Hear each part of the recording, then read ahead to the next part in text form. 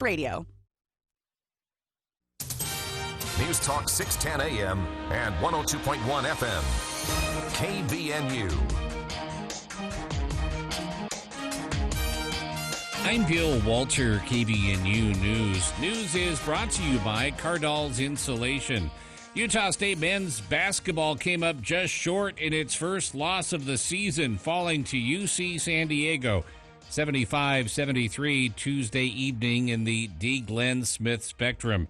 After the game, Coach Calhoun talked to the guys on Learfield. Yeah, I mean, I give credit where credit's due. I think they're a great basketball team. I think they're a 25-26 win team. I think they'll be a 13 seed, and they will be an absolute nightmare to play. Hopefully they get that opportunity. They're in a league probably where they have to win the conference tournament. So they, a lot of their stuff is predicated on three-point shooting. So you know how that goes in a 2 or 3 game tournament. But got to give them credit. I've told our guys for 48 hours this is the best team. I thought they were better than Iowa. Everybody probably thought I was nuts by saying that, but when you do the work and you watch the tape, and then I also knew I wasn't going to be able to help our guys much. This is a defense where you have to be able to pass, catch, see, make plays, on your own, because it's basically our defense, right? So there's not a lot of movement.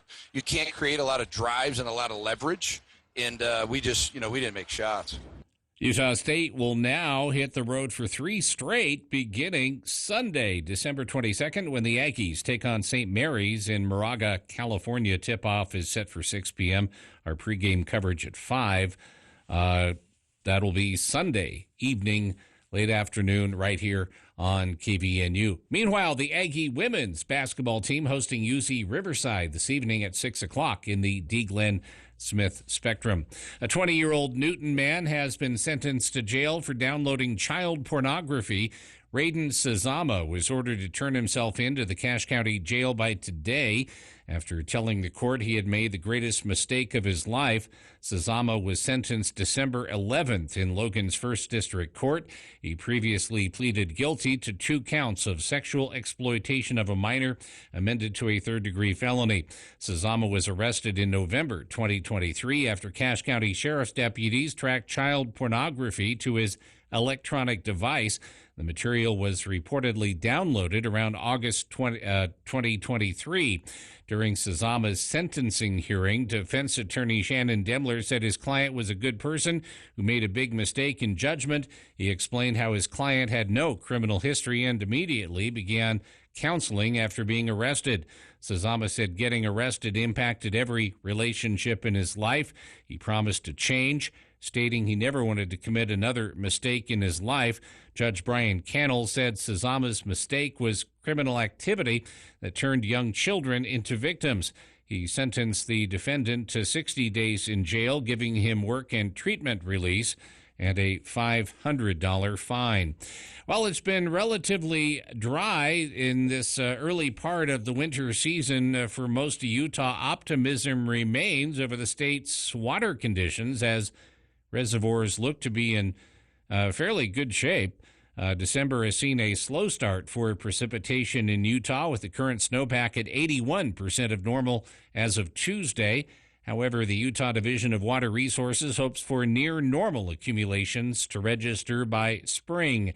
Statewide, on average, reservoirs are 75% full, which the department said is slightly lower than the same time last year, though many individual reservoirs are still above normal from 2023 numbers. Division of Water Resources Director Candace Hazenyeger said reservoirs have been crucial in buffering us from recent droughts. Real-time reservoir storage numbers are well above the drought-driven lows of 2021 and 2022. And KVNU weather, really no big storms coming up. We do have mostly clear skies tonight and down into the mid-20s. Mostly sunny on Thursday, around 45 for the high. Slight chance of rain by late Saturday night. KVNU weather brought to you by Logan Extermination. If bugs are bugging you, call Logan Extermination, 752-8450. Get more news at CacheValleyDaily.com. As the weather outside turns frightful, it's time to think about making the inside of your home delightful. Wrap your home in warmth this winter with Cardall's Insulation. Their insulation doesn't just keep the cold out, it keeps the warm in. Today's insulation will make your home quieter and can dramatically cut down on your energy bill. Whether it's an attic, garage, or your entire home in need of insulation, Cardall's Insulation is who you should call. 755-5012. There's still a tax credit up to $1,200 you can take advantage of. Call 755-5012. News Talk KVNU, 610 AM at 102.1 FM. This holiday season, Hull Tree Care wants to say thank you for trusting us to care for your trees and shrubs throughout the year. Your support has helped us grow, and we're grateful to be part of this community. As winter settles in, it's the perfect time to give your trees a little TLC. Regular trimming during the dormant season not only keeps your trees healthy, but also prepares them to flourish in the spring. Let us help your landscape stay beautiful and strong, just like your holiday traditions. Call Hull Tree Care today at 760-6587. That's 760-6587.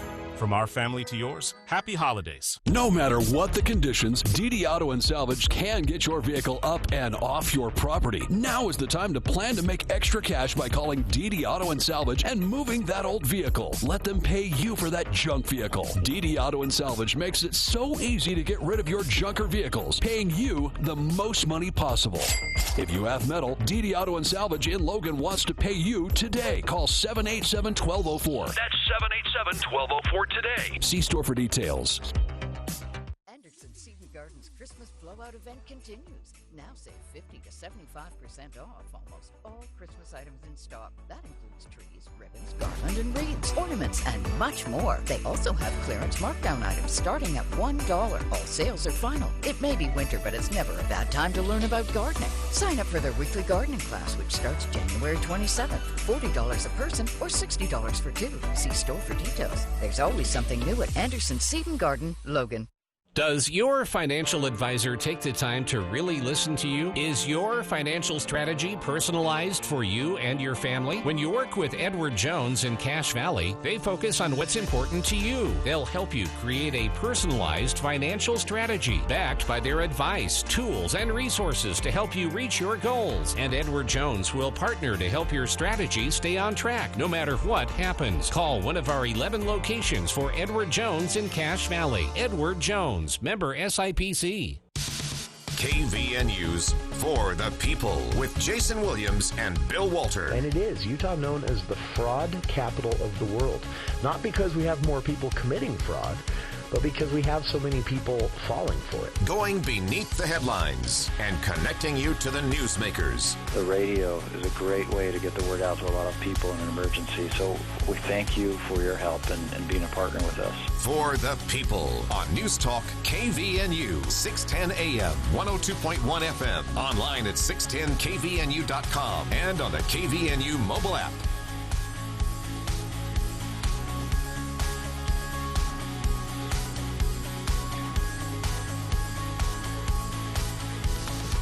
Welcome to KVNU's For the People. It is a mostly beautiful Wednesday afternoon here in Cache Valley. It's actually gray and overcast, and I think that unfortunately it's the forecast is it's going to stay that way for a bit. So it's wintertime. You know, we're used to this. We are days away from the days getting longer, so something to look forward to there. We have a packed show today, so we're going to jump right in. I'm Jason Williams, and joining me here in the studio for our monthly Speak to the Mayor segment, a spotlight on Logan City, any and all things Logan City.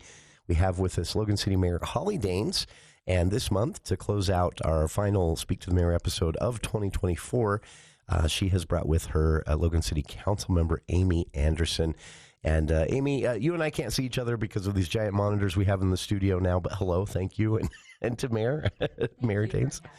Sorry, let me turn these microphones on as well. I'm new. It's good to hear your voice in the room as opposed to on the radio, Jason. You know, Amy and I have done a lot of interviews over the years by phone. And so, yeah, it's nice to have people in the studio. You can see faces, usually. Again, the monitor between Amy and I here makes that impossible. But this has been quite a year for Logan City. And, you know, you get to the end of the year and you think, okay, you know, maybe things will slow down a little bit and you can sit back. And just a couple of weeks ago, we talked with Parks and Rec Director Russ Aquina, and he started telling us everything that goes on. And you remember the work of a city doesn't really ever stop. it just transitions to different things, right? That is true. Like you say, the streets crew go from fixing potholes to plowing the streets. If they have a little downtime between plowing, we have a lot of street crew members that have some great skills. And so we put them to work at our various city facilities, whether it's laying carpet or tile or, their, sheetrock. I mean, we keep them busy no matter what they do. And obviously snow plowing's their biggest, focus. If it's snowing, that's what they do. But they also do some other things. So they keep busy and we keep them working. And parks, transitions from mowing to then during the winter, they plow all the trails to keep the trails open. And some of those trails include sidewalks. And if UDOT's been through on Main Street and the plows have, sort of gotten the snow up and it freezes into concrete, then that can be a challenge. But sure. Again. And now they have the ice arena. The ice rinks, know. I should say, to take care of. So Parks and Rec doesn't pause. That's right. By the way, I stopped by there recently. I hadn't been since last year, but I was downtown for some other reason and in the daytime, and I just kind of walked through that area, and that is so cool. The tables, the heaters, the special mats to protect the skates and the cement underneath. The fire pit. A dedicated kind of music station that plays. They were playing that over the speakers as they were kind of setting up, getting ready for people to come in. And the crews were there, and I assume what they were doing was kind of melting the ice and refreezing it to create a smooth ice surface for the new skaters coming in. But it was a really cool little area that's been set up there, and a lot of work goes into that. But man, is it crowded. It has been busy. Those sessions, I would recommend booking online to make sure you have a spot, because we limit the number of patrons every session just so you have a good experience, so it's not super crowded. And we do save some tickets for walk-ups. So, if you want to take your chance and come, there are, some of those available. But we, and between every 90-minute session, they groom the ice. So again, it's going to be a fresh, nice surface. And again, they were really clever, the park staff. They turned the stage into the skate rental facility. So, they can dry out the skates in there and rent them. They have some little windows they've built in. So I think it's working really well. Again, they've been very creative, something new. And people still sometimes say to me, oh, can't we go back to Merlin Olsen? And it's like, Mother Nature does not allow us to do that with global warming. This year's a great example of that wouldn't be an option right now, right? No, it just, and once you try to set up the skate rink and then you get a thaw, it's toast for the rest of the year. So, yeah. So we're glad we have the capacity to, have a mechanical rink that people really can reliably enjoy. And I think, for example, when the Main Street Parade with Santa, launched the opening of the ice rink as well, just that ability to bring people to downtown, it's really helped to maximize, I think, people's experience. And my in-laws moved here, Jason, you probably don't know this, a year ago. And one of their favorite things to do is they drive down there and they park their truck and they get out and they just watch the skaters and the twinkly lights. Oh, really? And, so you don't even necessarily need to be a skater to kind of enjoy that experience, of seeing little kids getting out there with the trainers and learning a new skill and, family bonding time and young teenagers that are clearly on a date, might be there first. They've really enjoyed that, just even as an observer. And, I've said how great our Parks and Rec crew is. I mean, they do, groom the ice, take care of the plaza. They do the Christmas tree, the big Christmas tree in the center of the ice rink. But then also I have to give a shout out to our forestry crews. They do all the rest of the decorations downtown. So they install the deer on Center Street and make sure they keep those lights working. Every time there's a storm and things get wet, sometimes breakers get flipped, fuses blow. They're constantly checking them all winter. They make sure they help get the big trees lighted. Then they wrap the lights along Main Street. And they're so fun, and our winters are so dark, we've just decided to leave them on until basically February 14th people get enjoyment out of them. But they we appreciate their work. They put the deer up in the plaza and hang the snowflakes and, put the Christmas greenery in the the beds kind of under the deer and in the plaza under the snowflakes and those other deer. So, downtown is really magical. I get a lot of comments from people about how much they enjoy downtown at the holidays, and that even just driving down after the Christmas lights are turned off, just to have the white twinkly lights, brings people a lot of happiness. So cheers for them. It's very fun to see, and it's worth pointing this out, I think, as well. The opening celebration, if you will, the big Christmas celebration in downtown there on Center Street, made Salt Lake news. I know, weren't those fireworks at the end pretty amazing? Yeah, I mean, that was a impressed. Great show. I think 2 of the 3 10 o'clock news networks had camera crews in Logan for this, and it was so packed. There were people everywhere. It was packed again the other night with the opening ceremony for the giving machines. But you see this, and you see that downtown now supports this type of thing. You can have 1,000 people in downtown or more throughout a day, but you can have 1,000 at one time, and there's space for it. There's a reason for it. And then, of course, all those people are going into the businesses, spending money, walking around, enjoying their time down there. That was the goal with all of this, right? Exactly. That was precisely the goal. And again, I think, that's one goal I had when I was elected mayor 7 years ago. I only have 1 year left. Do you realize that as of January 1?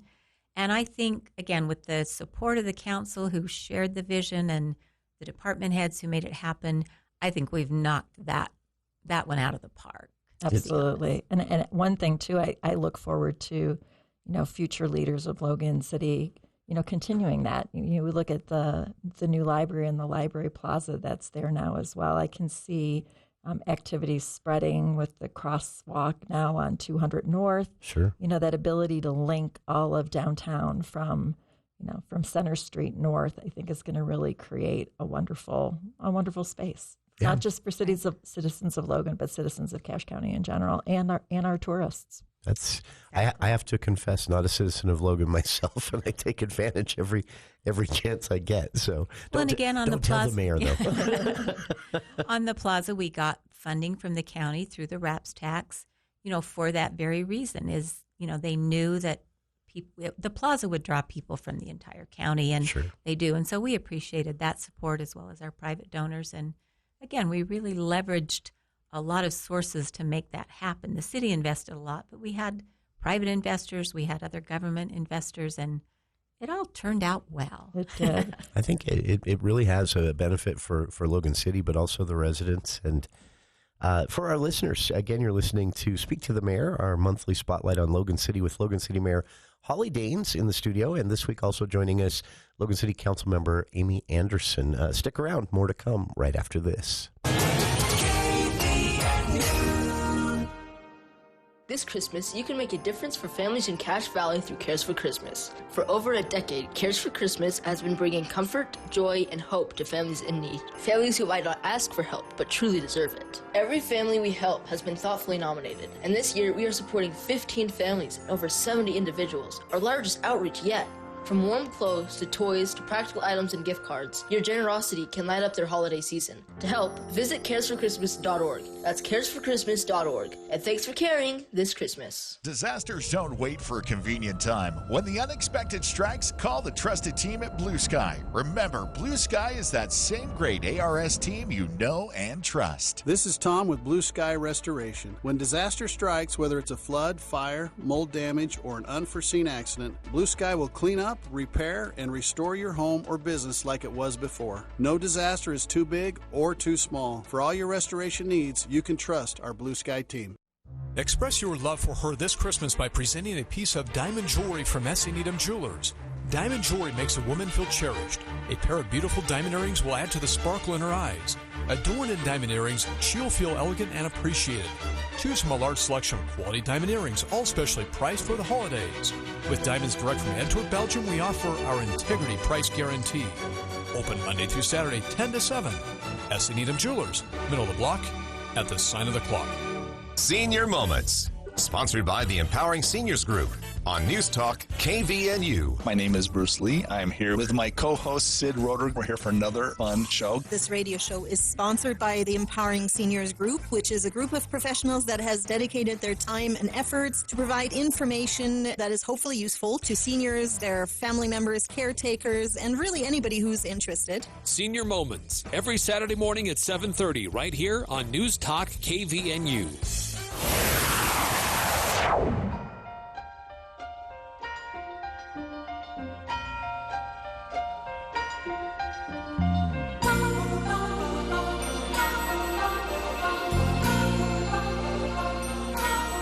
Welcome back to City News for the People. Busy sidewalks. In the studio with us, Logan City Mayor Holly Daines and Councilmember Amy Anderson. It's Speak to the Mayor here on For the People.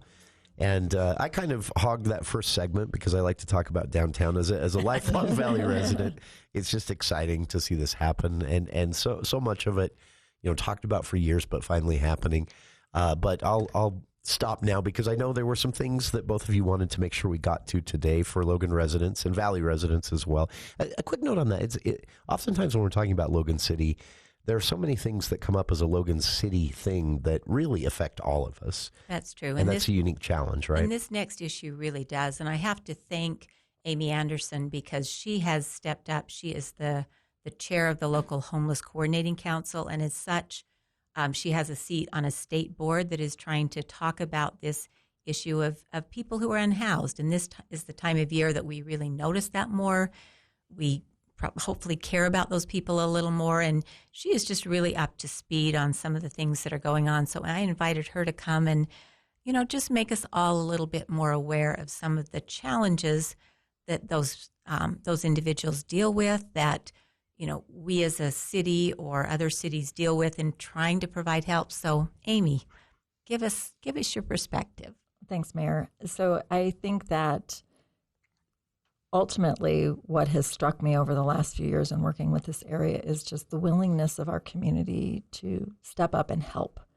So before we go down the path, because this can be kind of a depressing topic, to be honest with you, but sure. But when we've reached out with various different organizations and things, the willingness for people in our community to step forward and try to help find a solution has been really remarkable. And in particular, I always like to give credit to the Bear River Association of Governments, to their staff that works predominantly with providing support to individuals who are either facing homelessness or are homeless. They work tirelessly. Their case managers, the work that they do in the Housing Authority as well. Without brag, I think that we would be seeing many more people on our streets. Right. So a huge shout out to them. And I think with Lucas Martin as their new executive, he's been working in this field tirelessly. In fact, he's one of the people that got me involved. I went out on the very first point in time count with Lucas. He was my mentor. Wow. The point in time count, I know, Jason, that you've had Jess Lucero, who's our point in time coordinator on the show, many, many years to talk about it. But for those who aren't aware, the point in time count occurs nationwide in the end of January.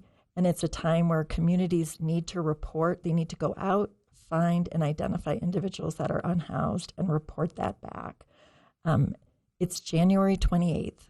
Now, if you live in Florida, it's probably a lot easier to go out and do a point-in-time count. But when you're in northern Utah, it's a little bit trickier. Sure. And we, as part of the Utah's response to homelessness, are what is called part of the balance of state. I mean, I think I would be lying if I didn't say when you go into the Wasatch Front that you see homelessness a lot more. It's a lot more visually apparent.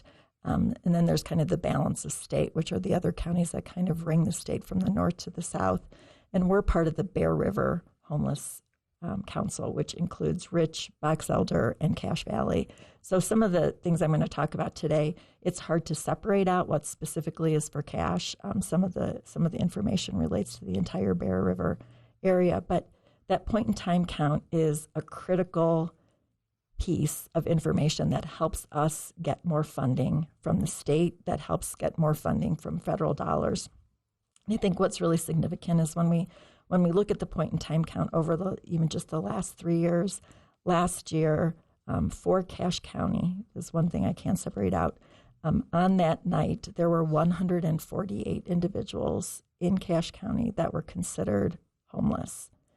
I just want that kind of sink in with people, 148 individuals. And that does include people that are housed in either a CAPSA shelter or the warming center. But again, people that don't have a home to go to. Correct. And some are on the streets or in cars in parking lots or in storage units. Like the second year I went out, we realized somebody had the door of their the pull down door on the storage unit was kind of at a little bit of a gap, and you could hear a generator running, and you realize that there were people in there sleeping. So it's not easy to find homeless people because most people do not want to draw attention to themselves. They're a little bit taken aback by that circumstance. And because of that, we know the point in time survey is, it's a given, it's an undercount.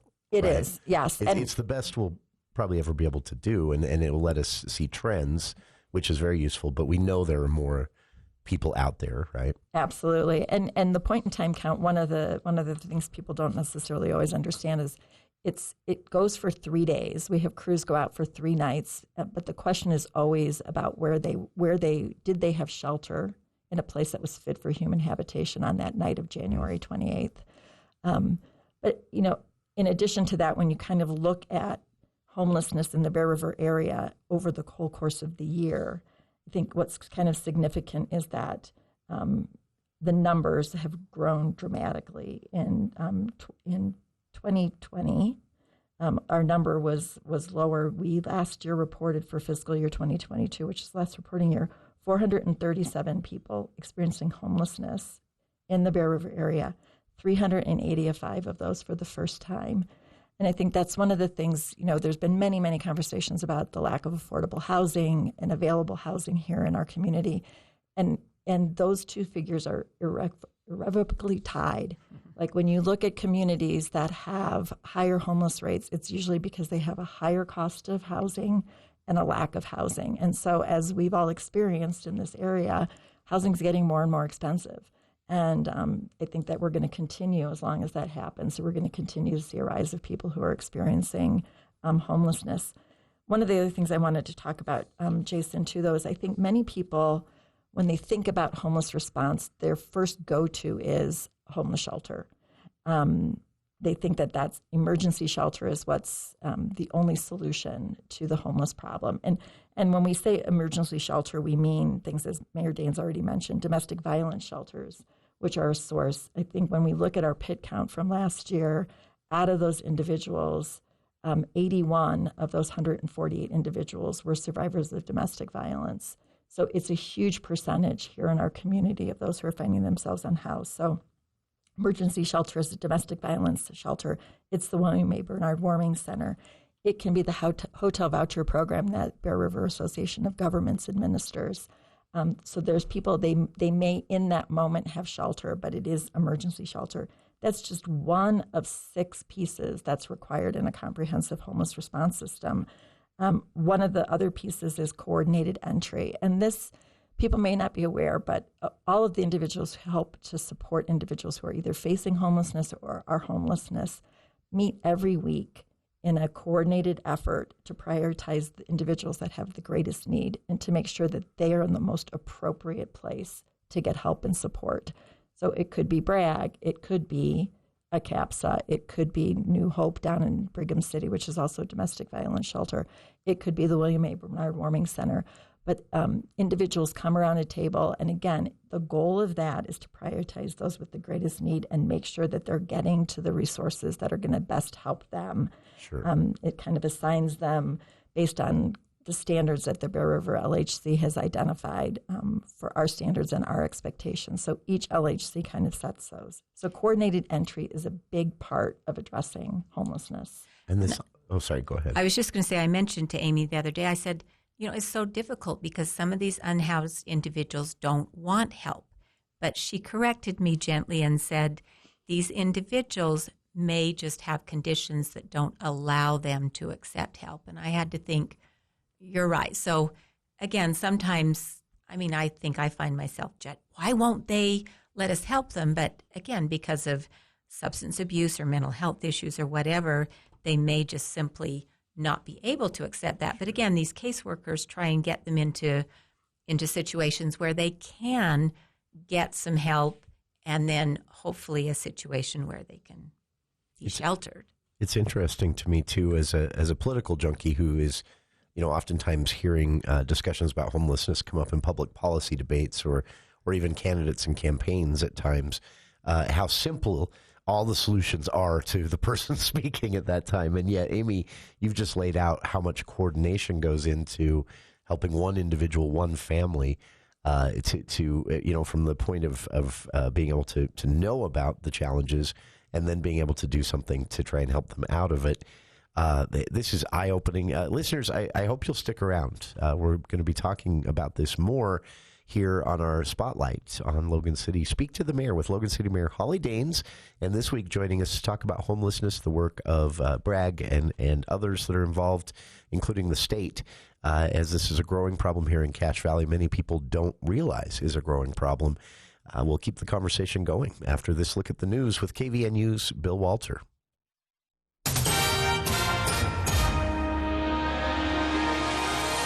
Thank you, Jason. KVNU News is brought to you by Bell Sculpt. Police are investigating when and why 5 members of a West Valley City family died after their bodies were found in their home.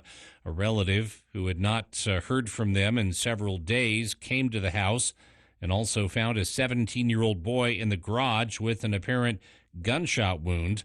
Police believe the crime was isolated to the home. A relative called Monday night, but officers found no indication of a crime and asked the relative to keep in touch. The relative entered the garage Tuesday afternoon and found the injured youth. Officers found 2 adults and 3 children dead in the house. UC Riverside will try to prolong their 4-game win streak with a victory over Utah State in women's basketball action tonight. Utah State is 1-2 at home. UC Riverside is 3-4 on the road. And that game will be played at 6 o'clock tonight in the D. Glenn Smith Spectrum. Last night in the Spectrum, Tyler McGee had 26 points in UC San Diego's 75-73 win over Utah State Tuesday night. That ended the Aggies' 10-0 run. The 10-1 Utah State Aggies now will hit the road. They're at St. Mary's Sunday evening at 6 o'clock Mountain Standard Time. Our pregame coverage will begin at 5 o'clock. KBNU weather brought to you by Cardall's Insulation. If your home was built before 1980, you should consider updating your insulation. Today's insulation is superior to what you'll find in older homes. For a warmer, quieter home this winter, call 755-5012. Looking at mostly clear skies tonight, mid-20s, and then plenty of sunshine around 45 for the high on Thursday. Get more news at CacheValleyDaily.com. ABC News, I'm Michelle Franzen. With just 2 days to go before federal funding runs out, plans for a bipartisan short-term fix to avert a government shutdown are now up in the air. House Leader Mike Johnson signaling there are no other votes planned for tonight after President-elect Trump and his vice president came out against the funding bill. Leader Hakeem Jeffries signaled opposition to a new plan and says there are consequences for Republicans who break the bipartisan deal. House Republicans have been ordered to shut down the government and hurt everyday Americans all across this country. The Federal Reserve Board cutting interest rates by 1/4 point today, but the Fed chair signaled there will be fewer rate cuts in 2025, and they will be determined by how much inflation cools. Santa Ana winds returning to Southern California, raising the threat of wildfires and a winter storm on the move in the Northeast. This is ABC News. This holiday season, give the gift of confidence with Bell Sculpt. Whether it's for yourself or a loved one, there is no better way to start the new year than feeling your best. Right now, get 10% off of all gift card purchases. From natural body sculpting to award-winning plastic surgery, our transformative procedures provide guaranteed results and lasting confidence. Visit bell.fm or call us at 801-899-1244 to purchase your gift card today and give the gift of confidence. That's BELLE.FM. This is Branch Office Administrator Amy Rasmussen bringing you the daily financial market report on behalf of financial advisor TJ Davis and Edward Jones. Equity markets closed sharply lower on Wednesday as the Federal Reserve cut its policy rate as expected, but also signaled expectations for fewer rate cuts over the next few years. The Dow Jones Industrial Average declined for its 10th consecutive trading day, the longest down streak in 50 years. All sectors were down for the day as consumer discretionary and real estate stocks led markets lower. In global markets, Asia was mixed as investors assessed Japan's smaller than expected trade deficit for November, and as market awaits the Bank of Japan's rate decision, no change expected. Bond yields rose with 10-year Treasury yields at 4.51%, its highest in more than 6 months. The U.S. dollar advanced versus major currency on the prospect of the higher U.S. interest rates relative to those international markets. In the commodity space, WTI oil and gold traded lower. Today's U.S. equity closed lower. The Dow Jones down 123 points and closing at 42,327. The NASDAQ closed down at 716 points, closing at 19,393. The S&P 500 closed down 178 points, or at 5,872. And the bond market 10-year Treasury yields are trading at 4.52%, higher by 0.12 percentage points. In stocks of local interest, Autoliv closed down at 2.83, closing at 91.51. Home Depot was down 14.65, closing at 393.82. This has been today's financial market report, brought to you on behalf of Edward Jones, member SIPC, and the financial advisor TJ Davis, serving individual investors with personalized attention and financial advice at 575 East, 1400 North in Logan. If you would like additional information, please contact our branch office at 435-753-0153 in Logan. Daily commentary is also located on our website at edwardjones.com. Is your family visiting for the holidays, or are they already here? Well, they have laundry to do using your machines, and it'll take away hours from your family time. We'll send them to Mount Logan Laundry with the large 55 and 80-pound washers and dryers that dry 30% faster. They'll find clean, comfortable environment with free Wi-Fi internet and drop-off service, and they'll be back in no time. Recommend Mount Logan Laundry. They're at 5th East and 9th North in Logan, or in Brigham City on the corner of 1st East and 7th South. Mount Logan Laundry, the cleanest spot in town. Is your neighbor Northern Utah's Clark Griswold? If so, we want to know. Nominate your friends and neighbors to be put on Focus Pharmacology and CashValleyDaily.com's interactive Christmas light and decorations tour map. The winner and their two closest neighbors each win a $600 supplement package courtesy of Focus Pharmacology, Cache Valley's own premier supplement line. To submit a home, please email a location and a photo or two to Cimarron@cvradio.com or go to CashValleyDaily.com. To find out more about our sponsor, go to FocusPharmacology.com. Deadline to nominate is December 18th.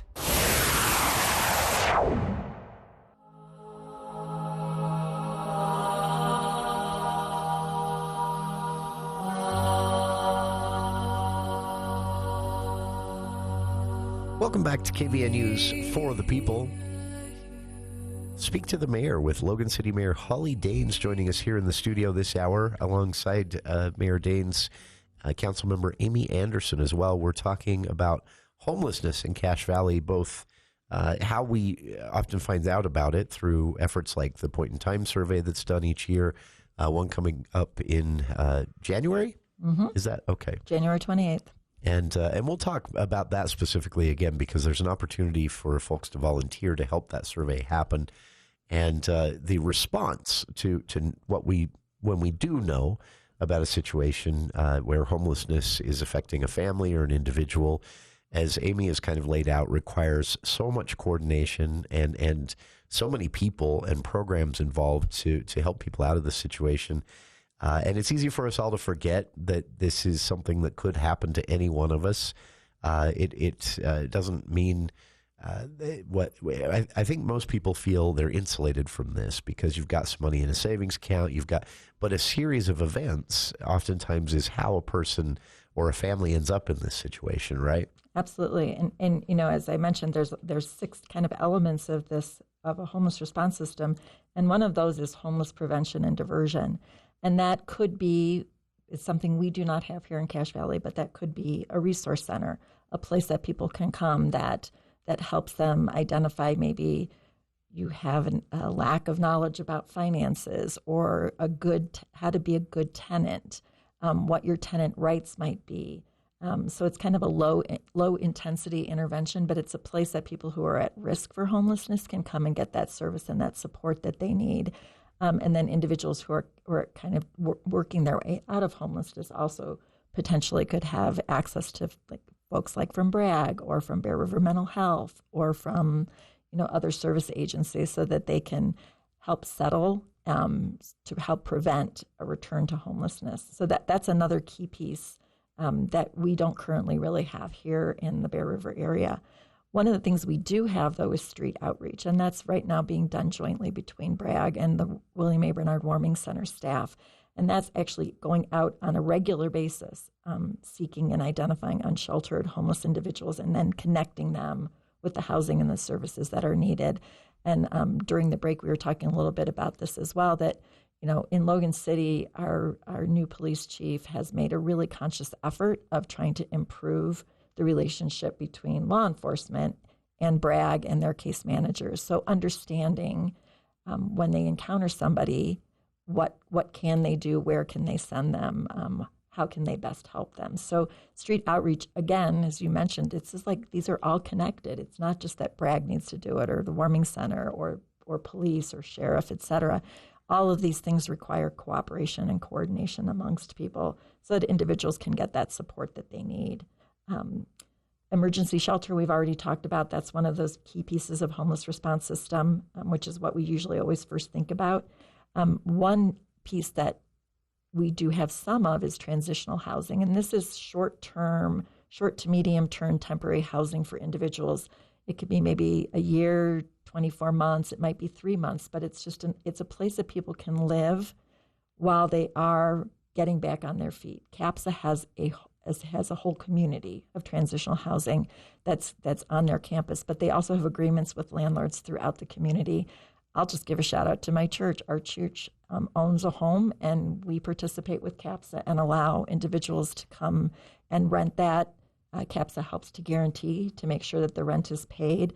But again, it's still connected to a case manager so that you have individuals who are giving you the support you need until you can actually have a lease on your own, a long-term lease. Because the goal is to make housing brief, non-recurring. There's one more. Homelessness, to make it brief. Yeah.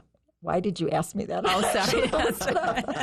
Yeah, I didn't mean there's 3 elements. Yeah, anyway. That's the goal of the homeless. But yeah, exactly. And so that transitional housing is a key piece of that. It's getting people back on their feet, out of homelessness, into a place where they can subsist and survive and thrive on their own.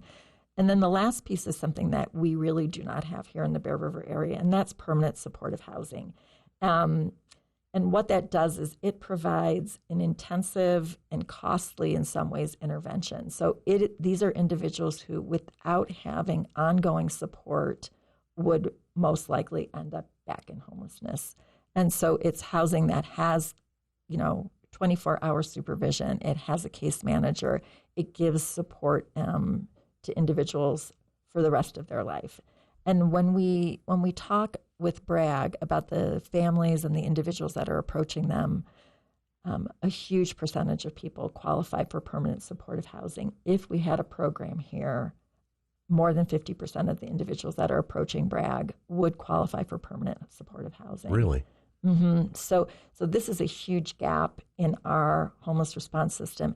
And I think one of the things that is important to understand that you really need all 6 of these things. Like just having emergency shelter is not going to solve homelessness. Just having permanent supportive housing is not going to solve homelessness for our area. Just having coordinated entry isn't going to solve it. You really need all of these elements for a fully thriving system that helps to address things with people. So one of the things that our LHC is trying to do right now is to conduct a study of the Bear River area to identify what our greatest need is and where we should be focusing our time, attention, and dollars on that would have the best return to help prevent homelessness here in our community. The William A. Bernard Warming Center board has put together an RFP. They're in the process of refining that and would like to send it out. But we're actively right now trying to find funding for that because, as people know, feasibility studies don't come cheap. But again, a shout out to the Episcopal congregation who have allowed this to, take up a portion of their chapel, not the chapel, but the building portion. And true charity in my mind to host that population so there is a warm place for people to come when they need it. Absolutely. Sure. Yeah. I mean, Father Jason has been remarkable in his championing for this. And just on that topic, Mayor Daines, the Warming Center is open. Now it opened the Friday after Thanksgiving. It will be open until the end of April. It's open every evening from 7 p.m. till 7 a.m. in the morning. It is completely staffed for the most part by volunteers in terms of the bulk of the work. There are some overnight staff that have been hired to kind of cover those really tough shifts from 11 p.m. until 5 o'clock in the morning. But that the Warming Center could not survive without having volunteers who are willing to maybe give up their own safe, warm bed in their home to come and be there to help supervise the individuals. We have seen a huge uptick just in the last 3 weeks since the Warming Center has been open. The first year it was open, the first night there were 0 people. And over the course of that season, they averaged about 15 people per night. Last year, that number jumped up to 18. This past Monday, there were 31 individuals, including a woman who was expecting, including a child under the age of 10, that were seeking shelter at the Episcopal Church at the William A. Bernard Warming Center. So the numbers are growing. And if you think about the weather on Monday night, it wasn't necessarily that cold. It wasn't that snowy, but there were 31 individuals that were seeking shelter. The maximum occupancy there is 46. So they're rapidly approaching what might be a point in time where they're not going to be able to accommodate everybody that has needs. Unfortunately, one of the biggest reasons for that is there's a defined pot of money that the state has for homeless services, and every year individual organizations apply for that, and they have to make a determination at the state level as to how much money goes to which community and to which organization. And unfortunately, last year, Cache County was the recipient of more funds that provided that hotel voucher system, which means an individual would go to Bragg, they would identify that they were homeless, and Bragg would provide them with a voucher to utilize at one of the hotels in our community that has agreed to do this. That funding has been halved for the Bear River area for this season. So we are so blessed, though. As I mentioned, we have such wonderful people here. All of our service providers got together to decide, okay, here's the pot of money we have. What is the best and highest use? And the decision was made that the Warming Center should be a recipient of a good chunk of those funds, because one night in a hotel for $100 goes a long way to providing support for the Warming Center, where they can house 31 or up to 46 people. So we're starting to see, we think, more numbers just because that hotel voucher program that was so robust last year has been minimized. And Bragg has had to make some tough choices about how often and when they can distribute those hotel vouchers things. So wow. It's an issue, and I think, as Jason, you said, this can happen to anybody.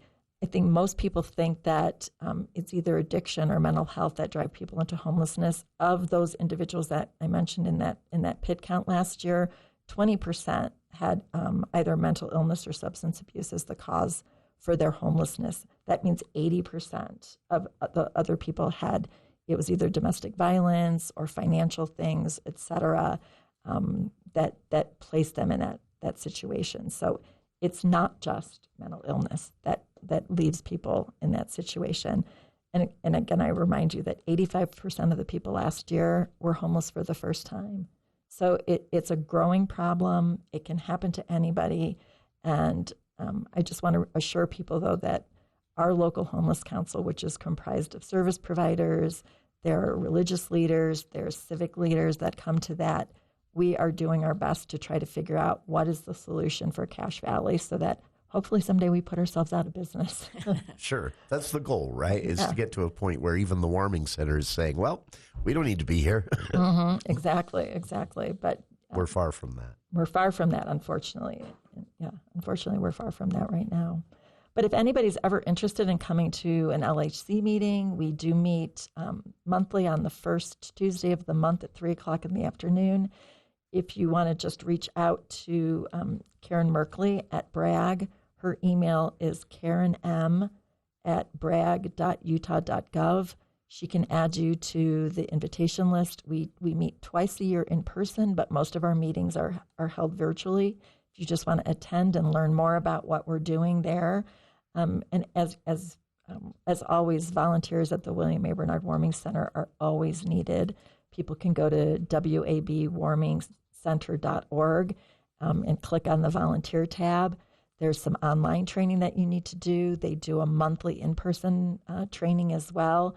There's volunteer opportunities if you might be feeling a little uncomfortable. Like, I'm not sure that that's a place where I feel would best utilize me. There are volunteer opportunities during the day. I will tell you the biggest single expense for the warming center is laundry. Really? Really. So if someone has the ability to volunteer and help out in that way, save them a lot of money. Well, what they have is an agreement with a local laundry service, and every day they bring, because obviously we're providing a place for people to sleep. So the sheets, the pillowcases, the blankets, everything needs to be laundered because we don't want people to be put at risk. I'll just put it that way. So every day all of the sleeping materials get taken to the laundromat, and they launder them, and they're brought back and reused. So if you think about, I don't know if anybody's ever had a family reunion where you've had 40 beds, but think about that quantity of laundry every day that's being generated by the warming center. So that is their single biggest expense. Well, besides staffing, but that's the single biggest operating expense right now is that laundry. But every day they need someone who's willing to take the dirty laundry and bring back the clean. So you might feel like, gosh, I'm just a little intimidated about the idea of interacting with individuals who are homeless. There's many, many different ways that you can volunteer. That would be also, this kind of highlights the behind the scenes need of all of this that many people might be able to help out with. But that begs a question. Then we get this all the time here, Amy, and maybe for you as well, Mayor, Logan residents specifically, but anyone in the Valley who wants to step up, who maybe has at least the urge to inquire about volunteering, where should they start? I think right now, in terms of like actually physically volunteering or giving of your time, the warming center is probably a good first place to go. They also put together some of those street outreach teams. If people are willing to be trained, they can go out and actually help actively look for individuals who are unhoused during the year. That's probably the best place, Jason, I would say, to reach out to. So is to go to their website, click on the volunteer here. If they're willing to come out and help with the pit count, there will be a virtual training for that on the 21st. And they can also, maybe the best is just to email me, and I can make sure that they get the link to sign up to volunteer for that. Or I'll beg you to have Jess Lucero come back on the program to talk directly about the pit count. One of my favorite guests. Yeah, she's awesome. And Amy's email is on the city website if you need it. That's right. Thanks, Mayor Daines. This is, it's such a challenging issue. No city, no state has the ability to just go out and wave a magic wand and solve this. But Logan City, the coordination of Bragg, all these other, even sort of nonprofit endeavors, is the light bulb on now? Are we recognizing as a community this is a problem? I would say yes. I think just by virtue of the individuals that have connected with the warming center, that are willing to volunteer, the donations that have come in, I think people are starting to see it. I mean, and sometimes, unfortunately, it has to be, I know I've gotten complaints like, I see somebody outside of Smith's every day with the sign, can't you do something about that? I think that people are starting to see, because we do have more individuals that are chronically unhoused. It's a little bit more noticeable. And I like to say to people, too, when there is this concern that, well, homeless individuals are coming to Cache Valley. They're not our people. And yes, there may be an element of that, but I moved to Cache Valley because it was, at the time, one of the top-rated safest cities in the country to live in. And I think that individuals who are unhoused have that same desire to be safe, to feel part of community. And so, yes, we might indeed have the occasional person who says, oh, I've heard that Cache Valley is a great place that people are willing to support. That's our reputation. And Sure.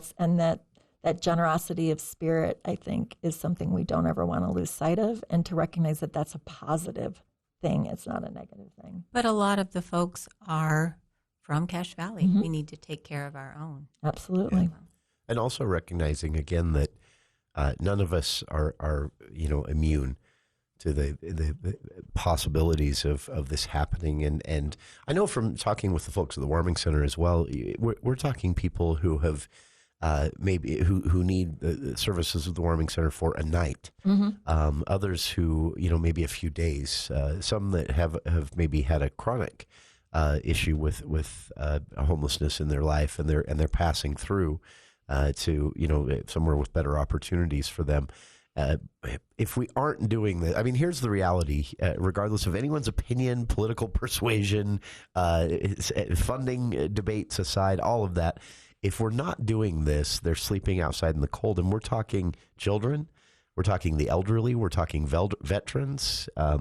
We've seen basically someone from every walk of life in this situation, right? Absolutely. And, and pointing to that too, in 2020, the average length of time that someone was homeless in the Bear River area was 7 days. That's bumped up to 28. So, wow, really? So people who are homeless are experiencing homelessness for a longer period of time. Again, tied to that housing piece. Like, if you can't find housing, you don't have a home. That is, to both of you, thank you for coming in to talk about this. I hope that it's inspired at least one or two people out there to see where they can step in and help, whether it's with the point-in-time survey, volunteering at the Warming Center in some way, whatever it might be, CAPSA.